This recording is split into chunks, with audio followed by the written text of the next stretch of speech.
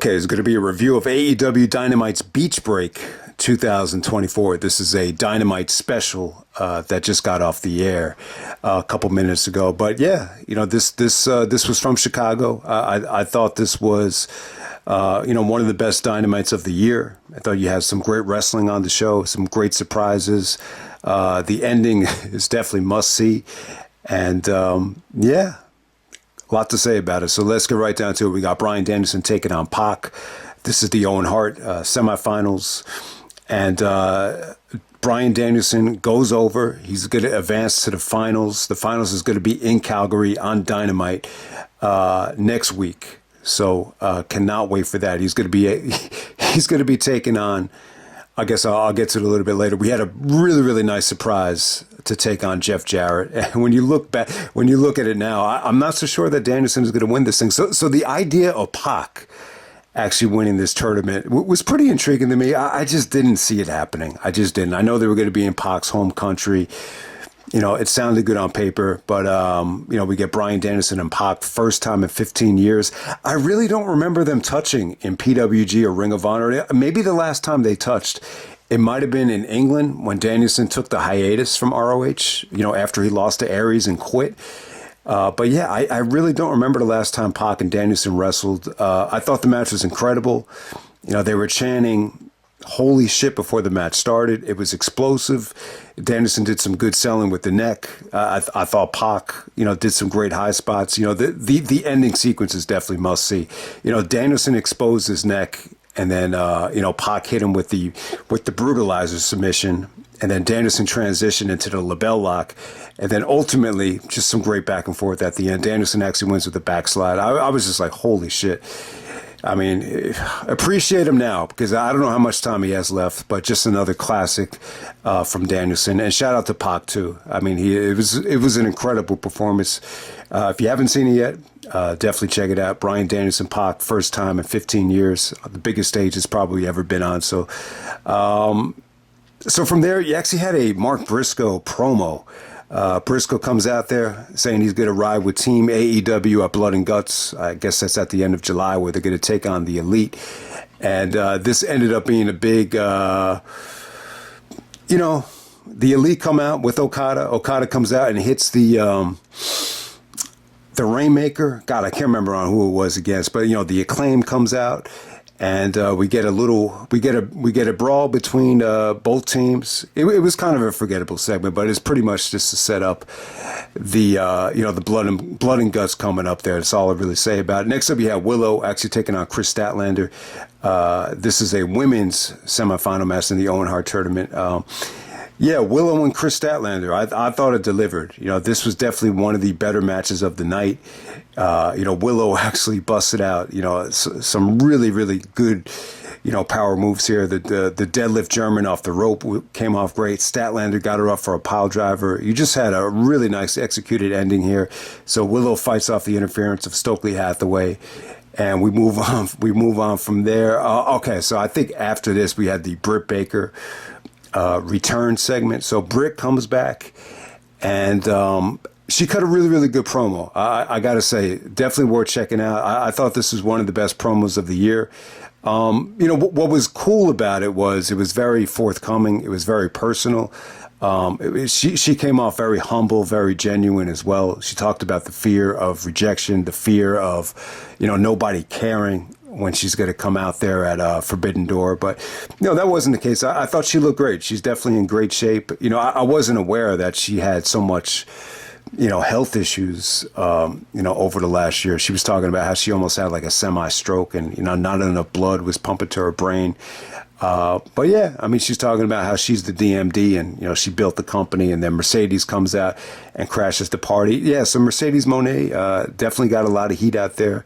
When she came out, the fans were chanting, "Shut the fuck up." And there was a lot of like CEO chants, kind of drowned out by DMD chants. And it was good. I mean, pretty much what I expected. Just a lot of them dropping the bitch word. Britt had a good line saying, "The last time I saw you at All In, you were a broken down bitch sitting in the rafters." And, Mercedes, fired back at her. And it was a good promo. Lots of good tension. It's an attractive matchup. So they're going to be it's pretty much set for All In. That Britt made the challenge. Mercedes acted like she didn't really deserve it, but it was definitely a good segment, good promo, good atmosphere. You had good tension there, and Britt's, even before Mercedes came out, I thought Britt really touched on some. Personal things that I think everybody can learn from. So definitely check that out. All right, next up we had Hook, Shibata, and Samoa Joe actually taking on the Cage of Agony. With Brian Cage with the Gates of Agony 6-man tag match. This is probably the weakest thing on the show. I know people are going to fucking hate this match. Jericho's on commentary. The Learning Tree makes the big attack after the match is over. The ending was pretty cool, though. I really couldn't get into this. The only thing that was really memorable about it was the triple submission at the end with Hook, Shibata, and Joe, locking on chokes at the end of it. That was pretty cool. And then huge beatdown on Hook, huge beatdown on the teams from the Learning Tree stable. I think Jericho is going back to using those fireballs. So Hook took a fireball backstage. It is what it is. Hey, man, I mean, listen. Maybe Jericho should retire. If his performances on these pay-per-views are making people feel so negative about it that it's bringing down the quality of the show, you know what? Then maybe he should retire. But all I'm saying is I think Jericho has something with this gimmick right now. You can't deny that he looked a lot better at Forbidden Door than he looked at the last couple of shows. All right, so next up we actually had Adam Hangman Page making his big return to take on Jeff Jarrett in Chicago. This is This is actually a quarterfinal match in the Owen Hart tournament. So the winner of this match would take on Jay White on Collision, and the winner of that match at Collision is going to advance to the final. So this is a wild card. Hangman Page comes out. What this really reminded me of? This reminded me of Raven and Terry Funk from ECW. Like, it really, really did. So the fans really weren't that high on Jarrett at first, but as the match progressed, a lot of the fans really got behind him, especially on the sharpshooter. I thought Jarrett brought his A game. It was just very, very emotional. Adam Page had a I don't give a fuck mentality in this match. I loved it. I thought it was really, really good. Engaging match. I was hoping Jarrett would get the job done, but as soon as I saw Hangman be the surprise entrant, I said, oh shit, Hangman and Swerve at All In. They gotta go back to it because it was so good. They have unfinished business. I mean, they already pretty much had a trilogy, but this would be icing on the cake if they go back to Page. I still hope Danielson goes on to All In. I'm always gonna root for my guy Bryan Danielson. But god damn it, man. Jarrett put up a hell of a fight, but it just wasn't to be. I mean, there was a moment here, though, where I thought they were going to DQ Page for just going after Jarrett, just punching him relentlessly.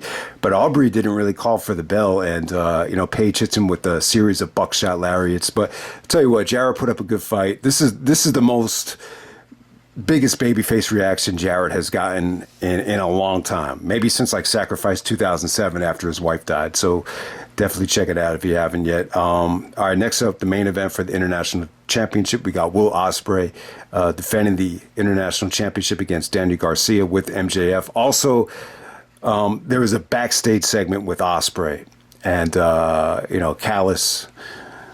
Basically just being very polite to Don Callis and saying I just want to, go separate ways. Like, I'm not the same guy from Forbidden Door against Kenny Omega when I hit him with the Tiger Driver 91. So, Callis gives him a hug, but he kind of gives an evil look as he's giving the hug. So we'll see what happens with, Don Callis and Ospreay.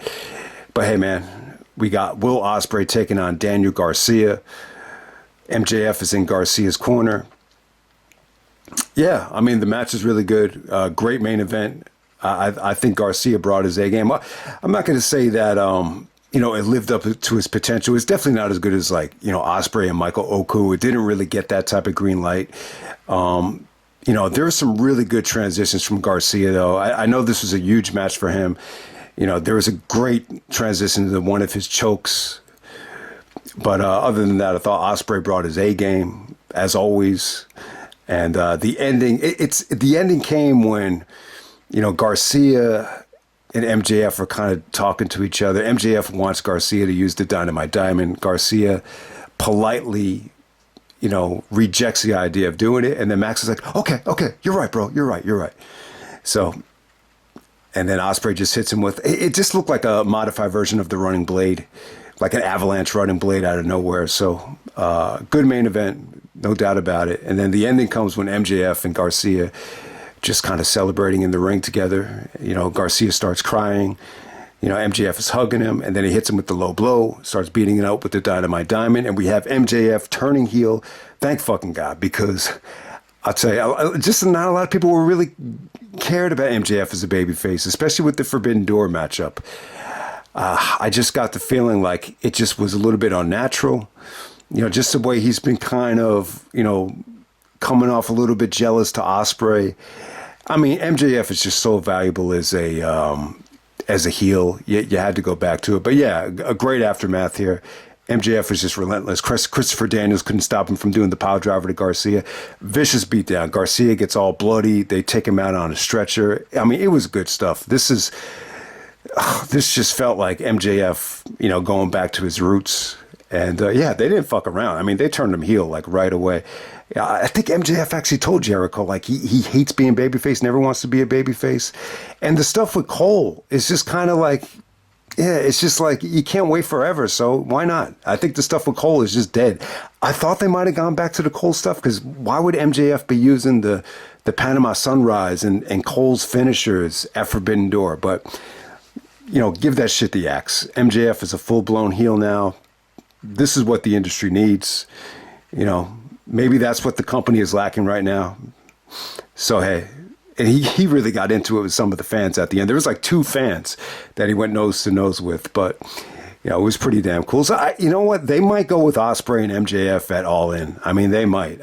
The way they sold it here, it's almost like Garcia's not going to make it back in time. But we'll see. We'll definitely see. I was hoping Ospreay would take on somebody else at All In. You know, I was hoping maybe Kenny Omega, Bryan Danielson, you know, someone on that level. But hey, man, I love the idea of doing Bryan and Nigel. If Bryan doesn't win this tournament, you know, that will be incredible. I would love to see it. But yeah, right now, if I had to put money on it, I would say it looks like it's going to be Hangman and Swerve at All In. Maybe some type of, you know, special gimmick match. I have no idea. But we'll see what happens. That's pretty much it, man. That's the end of Beach Break 2024 for the Dynamite portion of it.